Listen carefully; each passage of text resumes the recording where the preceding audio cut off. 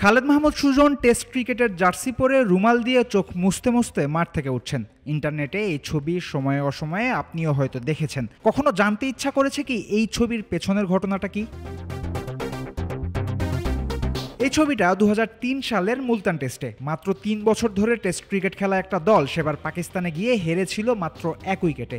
জেতা ম্যাচটা হেরেই কান্নায় ভেঙে পড়েছিলেন সুজন। কিন্তু গল্পটা এত সহজও নয়। ওই ম্যাচে বাংলাদেশ হারেনি, বরং বাংলাদেশকে হারানো হয়েছিল ধোঁকা দিয়ে। একমাত্র ওয়ালটন এসি দিচ্ছে 1 বছরের রিপ্লেসমেন্ট গ্যারান্টি এবং কম্প্রেসারের 10 বছরের গ্যারান্টি।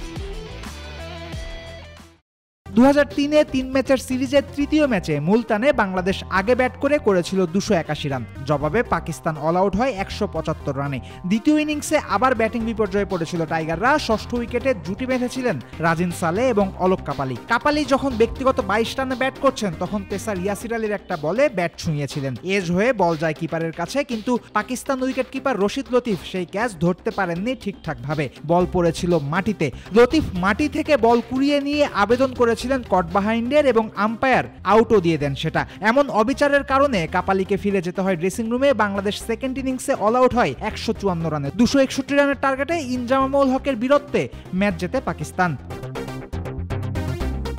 পাকিস্তানের যখন 8 উইকেট পড়ে গেছে 205 রানে, তখন উমর গুলকে ম্যান কাট করে দলকে এগিয়ে নিতে পারতেন মোহাম্মদ রফিক। কিন্তু ক্রিকেটের শুদ্ধতম ফরম্যাটে এমনভাবে জেতাকে সমীচীন মনে করেননি বাংলাদেশি স্পিনার। মাত্র 3 বছর ধরে টেস্ট খেলা একজন ক্রিকেটারের মাথায় যখন এমন বোধ এসেছে, তখন লতিফ করেছিলেন ঘোরতর অন্যায়। এবং মজার বিষয় হলো, ওই ঘটনা নিয়ে তেমন কোনো অনুতাপও নাই রশিদ লতিফের। मोहब्बत और जंग में सब जाए तो मैच हम हार जाते। ठीक है, 5 मैंने जब हेयरिंग जो हुई थी एम्पायर के साथ, तो उसमें मैंने ये बोला कि ठीक है, गलती हुई है। 2003-এ হয়নি, কিন্তু 21 বছর পর ওই পাকিস্তানকে প্রথমবারের মতো টেস্টে হারিয়েছে বাংলাদেশ। মুলতানে 1 উইকেটে হারার বদলা পিন্ডিতে পাকিস্তানকে 10 উইকেটে হারিয়ে নিয়েছে নাজমুল হোসেন শান্তর দল। টাইগারদের এমন দাপুটে জয়ের দিন হাজির হয়েছেন রশিদ লতিফ। টুইটারে বাংলাদেশ দলকে অভিনন্দন জানিয়েছেন সাবেক পাকিস্তানি উইকেট কিপার ব্যাটার। 2003 থেকে 2024 1 উইকেটে হার থেকে 10 উইকেটের জয়। ধোকা দেয়া থেকে রশিদ লতিফের প্রশংসা পাওয়া পর্যন্ত বাংলাদেশ দল এগিয়েছে অনেক দূরে, তাতে কোনো সন্দেহ নাই। সাথে সাথে লতিফের গল্প থেকে শিখতে পারেন আরও একটা বিষয়, নিজের পথে সৎ থাকলে একদিন সাফল্য আসবেই।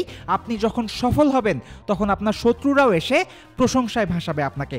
তবে যারা 2003-এ মুলতানে হৃদয় ভঙ্গের শিকার হয়েছেন, যারা এত কাছে গিয়ে একটা টেস্ট হারের বেদনা সয়েছেন, তারা লতিফের এমন প্রশংসায় কতটা আহ্লাদী হবেন, নাকি ঠোঁট বাঁকিয়ে হাসবেন একটুখানি, সেই প্রশ্ন থেকেই যাবে।